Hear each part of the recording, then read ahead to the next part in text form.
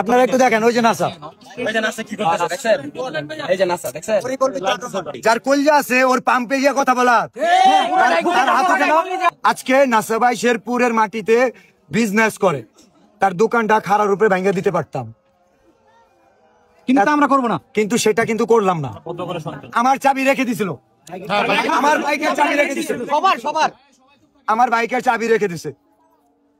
আমি জাস্ট একটা কথাই বলতে চাই, আমি যদি অ্যাকচুয়ালি থটস অফ বিল্লাল তার হ্যাডাম দেখায়, তার হ্যাডাম যদি থটস অফ বিল্লাল দেখায়, এর চেয়ে ভয়ঙ্কর কিছু হইতো। আমরা একটা সিঙ্গেল ওয়ান পোলাপান টাচ করিনি, রাইট? তারা হাতে গোনা 10-15টা মানুষ ছিল, সিঙ্গেল ওয়ান একটা মানুষ টাচ করি নাই। ভিডিওতে দেখবেন আমাকে টাচ করা হয়েছে, রাইট?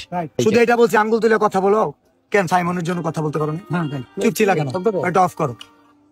যে যেখান থেকে দেখতেছেন লকটা আমার একটু দেখা দেন ভাই, স্টিকটা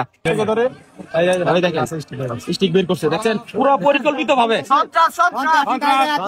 এই নাইলতাবাড়ির একটা ছেলে, এরকম একটা বাচ্চা ছেলে শেরপুরের কনিমিয়ার জন্য, এই চকপাঠকের মানুষের জন্য ভিক্ষা করতেছে আমার টিম, রাইট? পুরো বাংলাদেশের কন্টেন্ট ক্রিয়েটররা, ভাই আমিও আসছি। আর এই ছেলে স্টেক দিয়ে মারতে চায়। এটা কি থটস অফ বিল্লালকে মারা না মানবতাকে মারা? সারা বাংলাদেশকে অপমান করতে ভাই, পুরো মানবতাকে অপমান করা হয়েছে। কিভাবে পারে মানবতা? দেখেন হট স্টিক দিয়ে মারতে আইছে নাসা, এবং নাসার এখানে তারা পূর্ব পরিকল্পিত। আমরা গেছিলাম কনিমিয়াকে নিয়ে সমাধান করতে, মারামারি করার জন্য না। একজন কিডনি পেশেন্টকে নিয়ে গেছিলাম, যে কেন আমাদের মাঝপথে রেখে চলে যাবে, ও আসতেছে না। কনিমিয়ার বাড়িতে আমরা 2 দিন ধরে আসি, 48 ঘন্টা যাবত আসি, ও কেন আসতেছে না?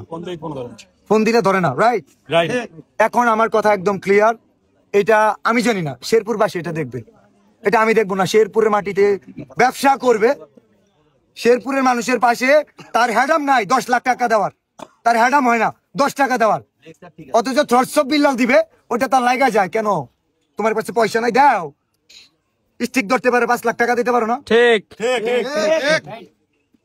আমি জানি না, আমি শেরপুর, এটা আমার, আমি পুরো 64 জেলায় কাজ করি, আমি শুধু এক জেলা নিয়ে পড়ে থাকি না। আমার এক নাসা নিয়ে পড়ে থাকার টাইম নাই। থটস অফ বিল্লাল এক জুয়েল নিয়ে পড়ে থাকে না, এক উমর নিয়ে পড়ে থাকে না, পুরো বাংলাদেশ নিয়ে কাজ করি। জানে মানুষের পাশে দাঁড়াই, একজনের দেখা দেখি আমাদের। আমি সবসময় বলতাম নাসা আমার ভাই, কেন জানেন? আমি ঠিক ততদিন পর্যন্ত সীমা অতিক্রম করে আগ পর্যন্ত সুযোগ দিচ্ছি। জি, নাসা আজকে স্ট্রিক নিউজ, ঠিক আছে? আমি বলে রাখি, নাসার সাথে যাই হবে, থটস অফ বিল্লাল দায়ী নয়। নাসার দোকানে কিছু হইলে, নাসার কিছু হইলে, এটা থটস অফ বিল্লাল দায়ী নয়। কারণ থটস অফ বিল্লাল যদি হিট করতো, তার একটা হাত ছিল, তো অনেক কিছু হইতে পারতো। যার কলজা আছে ওর পাম্পে গিয়ে কথা বলা, সে পারতো না। ভাই আমরা যদি হাতাহাতি করতাম, অনেক কিছু। আমার গাড়ির চাবি রেখে দিস, দেন আমি চাবি চাইছি, দেয় নাই।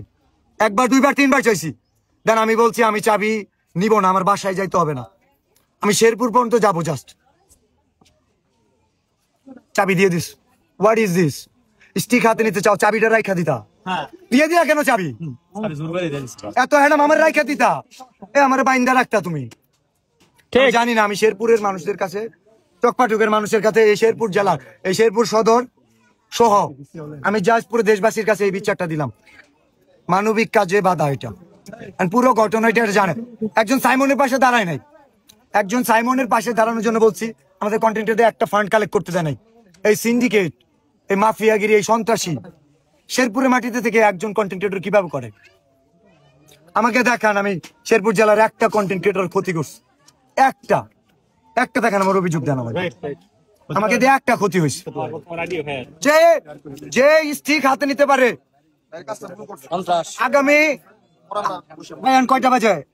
5:25। আমি এইভাবে আলটিমেটাম দিই, 5:25 না, যে স্টিক হাতে নিতে পারে, যে থটস অফ বিল্লালকে হিট করার জন্য স্টিক হাতে নিতে পারে, আগামী যে বাকি 35 মিনিটের মধ্যে বাকি যে 7 লক্ষ টাকা, সেটার দায়িত্ব নিবে, ঠিক?